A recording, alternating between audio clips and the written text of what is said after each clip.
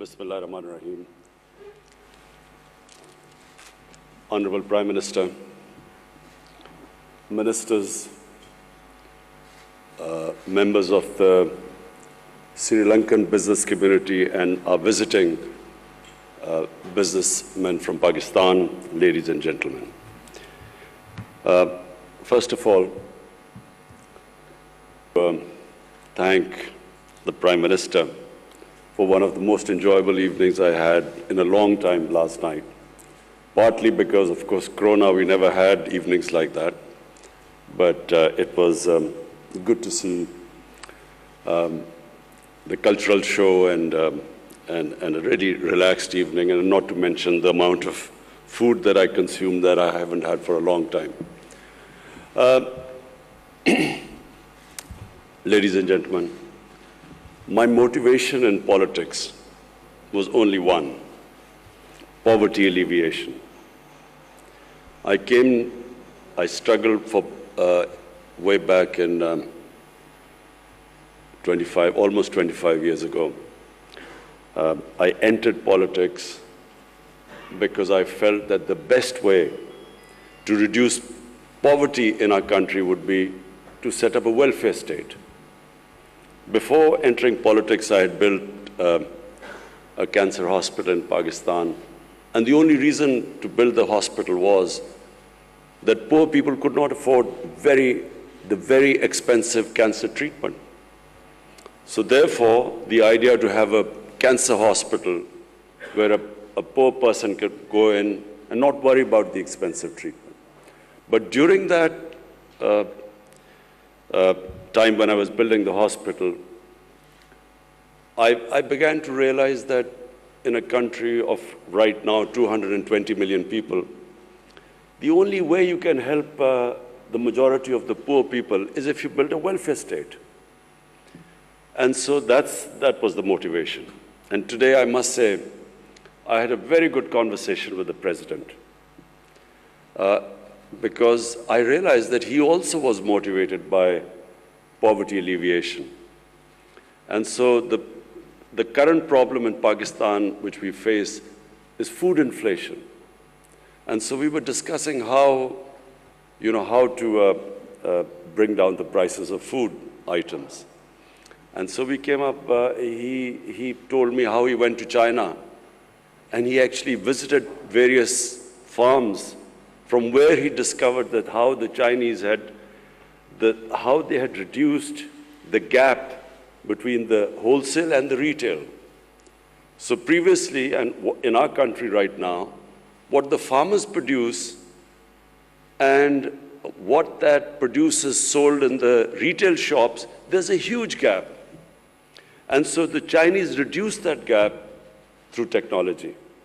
And so I must say, I thank the President because I'm immediately going to go back and bring in technology to reduce this gap.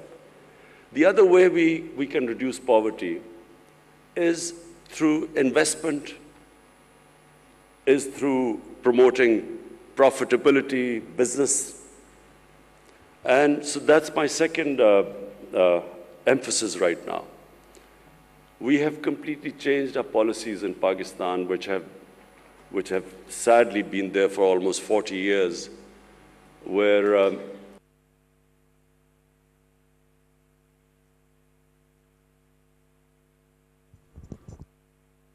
the whole government structure, the bureaucratic structure evolved such that it was an impediment in the way of investment and the business community.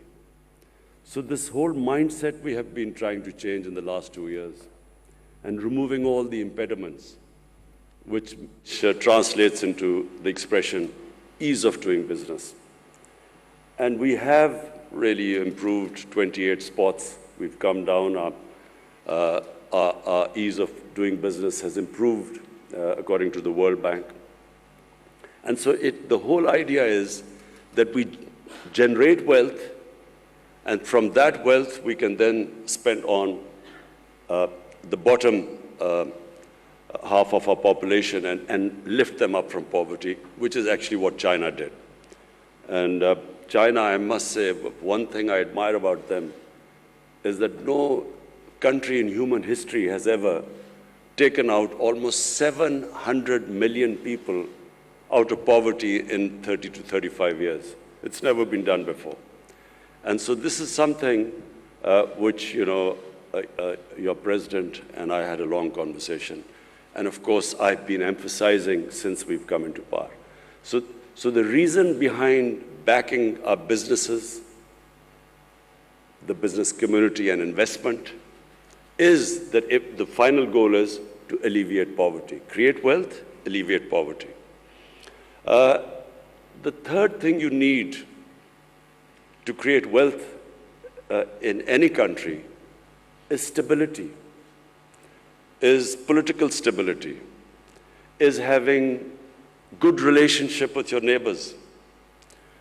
Because one thing which Sri Lanka and we have had in common is that whenever you have conflict or terrorism, as Sri Lanka and Pakistan suffered from, then the first thing that it affects is the business climate, is investment, and in your case, tourism. In Pakistan also, but our tourism, of course, is not as developed as in Sri Lanka, but tourism also gets affected, and of course, Sri Lanka has suffered from. So, immediately when I came into power, I approached our neighbor, India, explained to them, to Prime Minister Modi, that the way forward for the subcontinent is for us to resolve our differences through dialogue and then improve our trading relationship and diffuse the tension. I didn't succeed, but I'm optimistic that eventually sense will prevail that the only way we in the subcontinent can get people out of poverty is have trading relationship, improve our trading relationship, live as civilized neighbors like the Europeans live. Germany and France have, God knows how many wars they've fought and how many millions have been killed fighting each other. But today, it's unthinkable for them to have a conflict because they're so interlinked together because of business. They're so interlinked, the trading ties are so strong, and especially after the European Union, that it's unthinkable that these countries could ever have another war. So similarly, my dream for the subcontinent is that we resolve our difference, and our difference is only one. It's the Kashmir issue.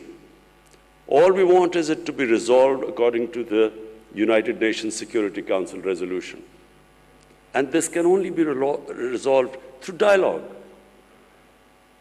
What we've seen in the world in the last 20, 30 years, that when you have conflict between nations, it only breeds more conflicts. A nation goes into war to supposedly to solve one problem, they create 5 other problems after that.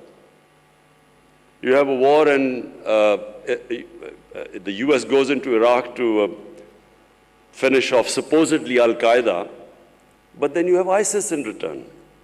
So conflicts are no way of solving problems. And I again give the example of China because President Xi specifically spoke to me. He said he also has problems with their neighbors. But all these problems are subservient to trade. Everything is subservient to investment and well-being and business. And so the same thing should apply in the subcontinent. We need to resolve our differences through dialogue, not through conflict. Because eventually, when you do not trade, when these huge, the subcontinent with almost 1.3 billion people, imagine the potential it has. It is one of the biggest markets. And the only thing, in my opinion, keeping it where it is right now, unfortunately, is that our inability to resolve our political differences through dialogue. I also feel that, and I want to believe that Pakistan can play its part in reducing the rising tensions between the United States and China. Some 50 years back, it was Pakistan which opened up China for the United States. It was Pakistan who organized the meeting between Henry Kissinger and the Chinese. So we hope that we can again play our part. We'd much rather be a country which, rather than becomes part of rivalries between countries, we actually become a country that brings other nations and humanity together. Back to Sri Lanka. We have a relationship that has huge potential for both the countries. From Pakistan point of view, I think the most we can learn from Sri Lanka is in tourism, because you have a much more advanced tourism industry compared to us. Pakistan has enormous potential in tourism, but it's completely, that potential so far is being discovered by local tourism, but not by foreign tourism. Local tourism in Pakistan has exploded. There are not enough hotels, guest houses to accommodate the massive tourism that has gone all over the country, specifically our mountain areas. For those of you who don't know, Pakistan has probably one of the most unique mountain sceneries in the world. Some of the highest peaks out of the 10, 12 peaks, almost half are in Pakistan, and along with the second highest mountain in the world. But it's a virgin territory. And why tourism has exploded in Pakistan? Because of the mobile phone. People go with a mobile phone, take pictures, put it on their Facebook, and that's how tourism has exploded locally. But I have been to a resort in Sri Lanka, and the way Sri Lankan tourism has, is on a different level to us. So therefore, I brought a tourism minister here, and we would like to have contacts with you in developing resorts in most of our, not just mountain areas. Pakistan also has probably the most undiscovered religious tourism. For people in Sri Lanka, what is of great interest is the Gandhara civilization, the Gandhara Buddhist civilization. North of Islamabad was the center of the Buddhist civilization. And we have discovered various new sites for Buddhist tourists to visit Pakistan. We had a group of South Korean monks coming in who now have shown great interest in a trail where we would make it for the Buddhist community to actually make a trail for them all over where they can visit various shrines. We just recently discovered a 40-feet sleeping Buddha in Pakistan, which is quite unique. So apart from mountain tourism and religious tourism, we have a coastline, which is where we can, of course, again learn from Sri Lanka, because you have quite advanced beach tourism. Finally,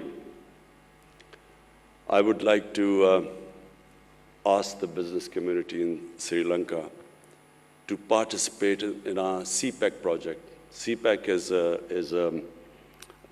is an initiative of the BRI, the Chinese Belt and Road Initiative.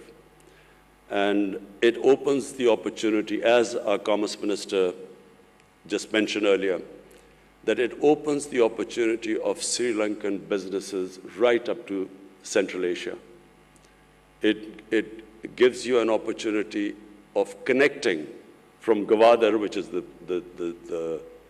port, right up to Uzbekistan and the Central Asian states. And this is the connectivity which Pakistan offers, along with, in CPEC, we have these special economic zones, which give incentives to businesses to set up industry there. So I invite the Sri Lankan businesses, investors, businessmen. You can You can come over to Pakistan and we'll be hosting you. Meanwhile, we brought our Pakistan business community, top businessmen here, who will be interacting with you and discussing various ways which would be of mutual benefit to both of us, both the countries. I again thank the Prime Minister for inviting me to Sri Lanka. I extend my invitation to you, Mr. Prime Minister. We look forward to seeing you. And finally, about cricket, I saw the evolution of Sri Lankan cricket team from a non-test playing country into a country that actually won the World Cup in my hometown, Lahore. And I never thought I would see that happen. But the emergence of the Sri Lankan cricket team was actually, for us in the subcontinent, a source of great pride, because it meant that, it was another team which could challenge the best. And yes, the answer about more interaction in sporting relationship, yes, because nothing improves the standard in countries more than when you have countries playing each other in various sports. Number one, cricket, because this is a passion in both the countries. But in Pakistan, our squash teams have been of very high quality, and of course, our hockey team. So we would start our interaction in these areas too. Later on, of course, I'm going to a sports event, so I'll talk more about it there later on. Again, thank you. I want to thank our Ministry of Commerce and our Foreign Office for organizing this event. Thank you.